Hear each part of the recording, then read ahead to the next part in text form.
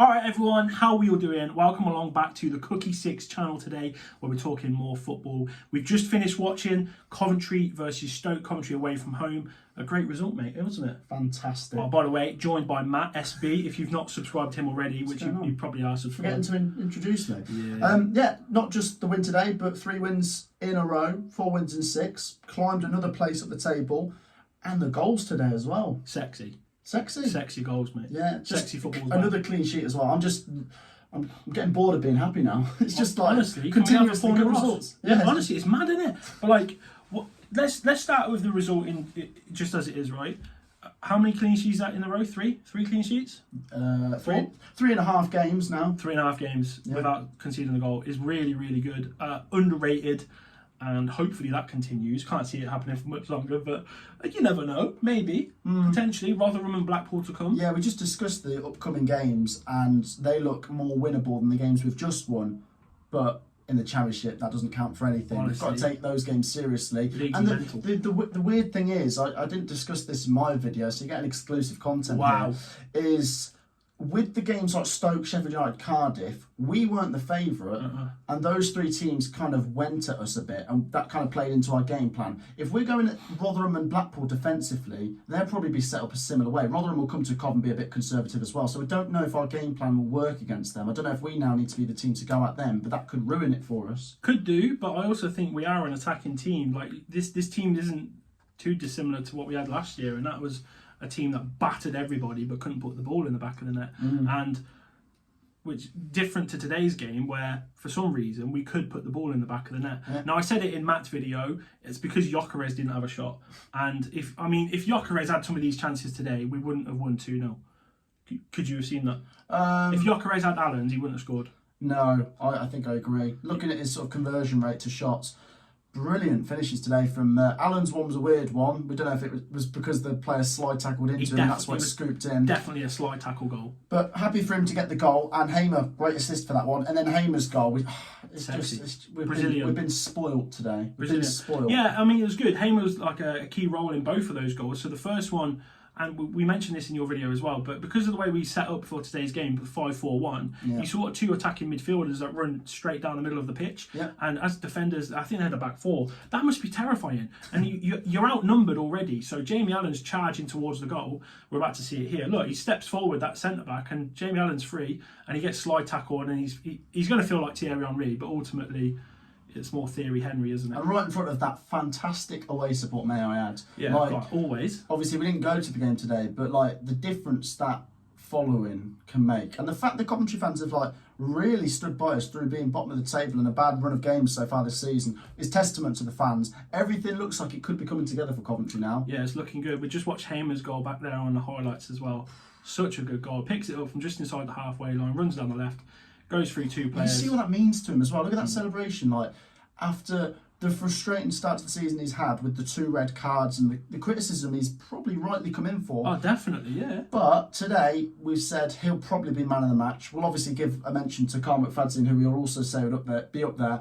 Ben Wilson, I don't even know if I want to mention him, because did he actually have to do anything today? Not really. Stoke didn't really have any big chances, did they? And that's the thing for Stoke fans that may be watching this video right now. Stoke didn't really create anything. Had a few shots, but ultimately all of them were outside the box. Yeah. And it's just like, you're just not going to score. And we had 2 real good chances. Obviously, the Allen one was as clear cut as it gets. It's a 1-on-1, and yeah, back of the net. And Hamer's was a little bit different. He had to go through a few players, but ultimately, when the shot comes in, he's inside the box. He's got plenty to aim at. Stoke had none of that. No. And as much as they dominated the game and had a load of possession, they didn't create any good chances. And that could be testament to our defence, which we've been praising quite a bit recently, haven't we? The thing I was going to say now, which is obviously going to reflect as a compliment to Coventry, is after the Cardiff game we discussed, Cardiff really poor today. Sheffield United game we said, Sheffield United really poor today. I'm now starting to say the same thing about Stoke, and maybe it is just what Coventry are doing, because these sides we've beaten, I don't think we're just beating them because they're poor. It's 3 times in a row where we've made them look poor.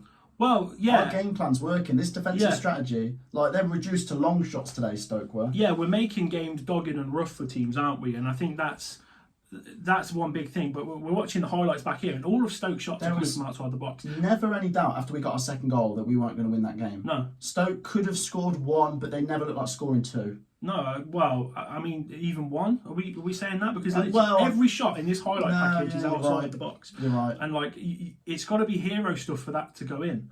Like, it's rare, you know. And we've had 2 clear-cut chances there, and I just think, Stoke, what happened there? But you could be right. Our defence could be that solid enough now where teams are just like, I don't know what to do. We don't know how to break this down.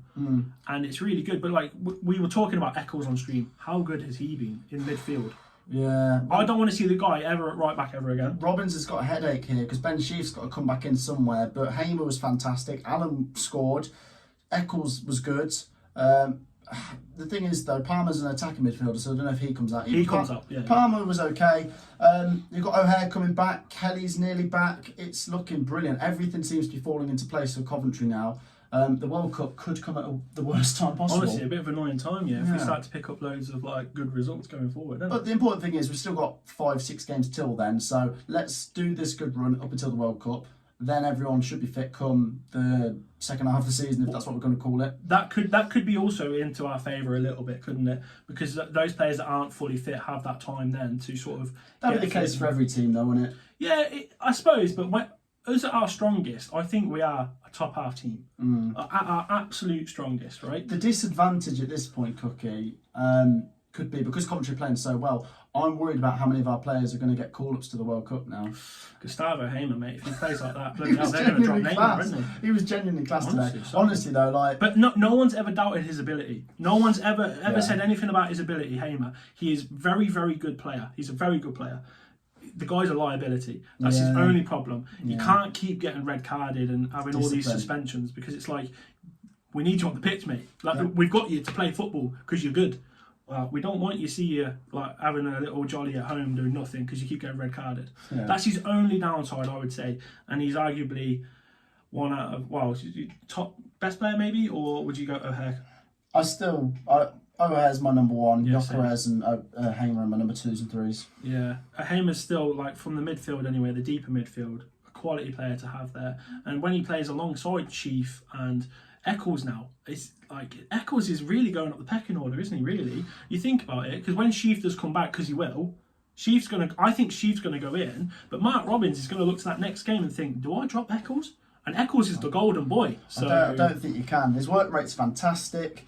We've found his natural position. He's young, so he's been waiting for confidence, and he's part of he's starting now, and we're winning games. His confidence is probably at its highest point for Coventry. He's playing in his natural position. Why would you take him out? He looks so assured in midfield as well. Like I said, I never want to see him at right back ever again. He looks so assured in midfield. He runs around, he works his socks off, he wins tackles. He looks so good. So it'd be interesting going forward into the next game. Who's going to be in that midfield? Are we going to have Sheaf? Are we going to have Eccles? Allen legs it everywhere, and he's annoying to watch, but he legs it all around the pitch. So I'm just thinking. Depends, because we were away today. I think that's why we went to one striker. I don't know if we keep it like this, but now we're at home to Rotherham. Setting up with one striker might be a bit negative. Yeah, it's going to be 2 strikers. It will probably be Waghorn and Jokeres, which for me, fantastic. Love that. Godden's been dropped finally, which is for me. Cheers. He's obviously watching the Cookie 6 videos, Mark Robbins. I think this is a bit of an annoying thing for O'Hare. While we were losing games, he'd have been thinking, I just want to get back from fitness. Now he's back and he's looking like he could get into the team. He goes straight in. Do you think? He goes straight in. The way we're playing? He goes straight in. Does he start against Rotherham? I would say so. If he's fit enough, and that's the only thing. If he's fit enough, he starts 100%. Maybe he gets 45, I'd say. No, he gets 60. You reckon? He'll minimum 60. Because then Casey Palmer can come on. And what I like about Casey Palmer, we saw this against Sheffield United, guy sprints everywhere. And he is sort of good on the ball. There's definitely something there that can be worked with. But how many games have we got in hand? 4? 3? 3 and 4, depends which team you're looking at. Playoffs? Coventry for the playoffs? Well, it might sound mental because we're 22nd. I'm going to sound so boring here, but I'm going to say take each game as it comes. How many points are 6 on? Number 6. How far away are we from 6th place? 9 points. 9 points. How many games have we got in hand? On them, 3. I'm just saying. Coventry could be going to the playoffs. It's so congested, though. It is. That there's probably about 2 points between 6th and 10th. We need to look at the table. So, obviously it's an encouraging thing if you're a team that wants to just sneak in there. And I'll take each game as it comes.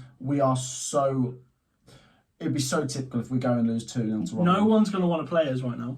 No. And I think 6 points coming out of the next 2 games. I hope so. And I think a minimum of 4, I'm going to say. Mate, teams are going to look around and think, Jesus Christ, Coventry have actually fixed what they're doing. And we don't want to go there. We don't want them to come here either. And quite a few home games coming as well. Yeah. Although we seem to have found our form away. But yeah, we've won a couple of home games now. So yeah, just whatever it is, home or away, I'm feeling confident right now. I am too. And up the league we go. We'll be out of the relegation zone soon, and we'll be chasing down the playoffs. And come just before the World Cup, it'll be a really interesting sight to see us in the top half. But out of today's game, we look really good. Great goals. And hopefully it continues. I agree. Make sure you leave a like on this video. Go check out Matt's channel if you aren't already aware, which you should be because he's the biggest Coventry YouTuber. And subscribe if you are new around here. Drop a comment as well. Second biggest Coventry YouTuber. Well, up and coming. Yeah. The new kid on the block. Alright, thank you all for watching. See you in the next video. Like, comment, share, all that sort of fun stuff. Bizzle.